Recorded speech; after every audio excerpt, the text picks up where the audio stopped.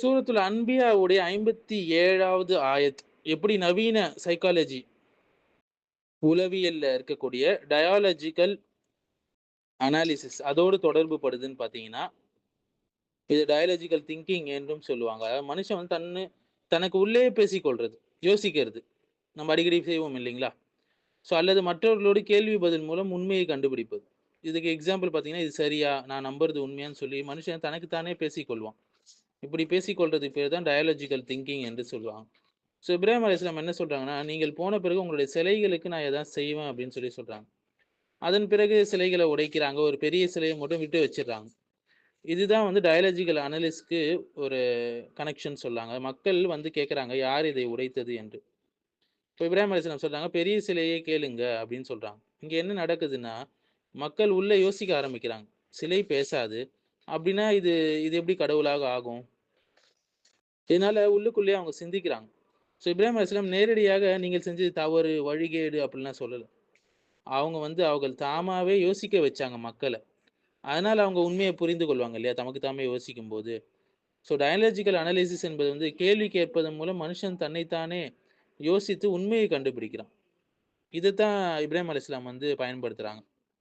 பல நேரத்துல இந்த டயலாஜிக்கல் அனாலிசிஸ் தாங்க மனுஷன் தனக்கு தானே யோசிச்சு, தனக்குள்ள மனசுக்குள்ளே பேசிக்கொண்டு உண்மையை கண்டுபிடிப்பான் இறுதியில. இது சரியா? நான் நம்புறது உண்மையா என்று. ஒரு இன்னர் டயலாக் இது உள் மனசுல ஒரு உரையாடல் என்று சொல்லலாம்.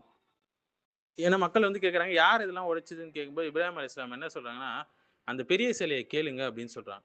இங்க என்ன நடக்குதுன்னா, மக்கள் உள்ள யோசிக்க ஆரம்பிக்கிறாங்க. சிலை பேசாதே, பேசாத உன்னையா நம்ம வணங்குறோம். இது எப்படி கடவுளாகும்? அப்படின்னு சொல்லி அவங்களுக்குள்ளேயே அத யோசிக்கிறாங்க. இந்த யோசித்தல தான் டயலாஜிக்கல் அனாலிசிஸ் சொல்றாங்க. உள் உரையாடல், மனசுக்குள்ள உரையாடல் மூலம் உண்மையை புரிவது. இப்ராஹிம் அலைஹிஸ்ஸலாம் நேரடியாக அவங்க செய்யறத மறுப்பு கொடுக்காம ஒரு சிச்சுவேஷன உருவாக்குறாங்க. அந்த சிச்சுவேஷன் உருவாக்குறது மூலியமா மக்கள் தாமாகவே யோசித்து அந்த உண்மையை புரிந்து கொள்றாங்க. இப்ராஹிம் அலைஹிஸ்ஸலாம் சொல்றது தான் உண்மை என்று.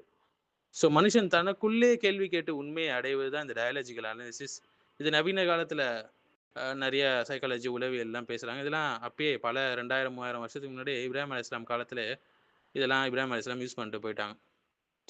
நெறைய படிப்பினைகள் இருக்குங்க இப்ராஹிம் அலைஹிஸ்ஸலாம் வரலாறுல.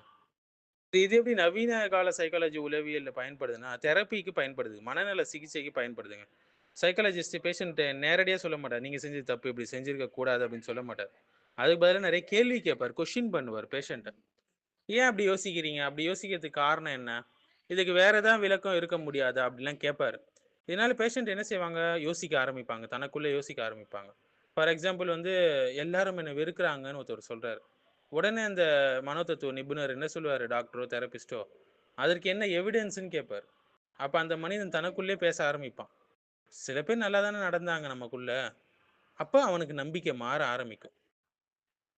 எல்லாரும் தன்னை வெறுக்கல அப்படின்னு நினைப்பான். இன்னும் காக்னிட்டிவ் பிஹேவியரல் தெரபி சொல்லுவாங்க. சிபிடி. இது ரொம்ப பிரபலமான தெரப்பி. இது எப்படி வேலை செய்யுதுன்னா, நெகட்டிவ் தாட் இருக்கு இல்லைங்களா?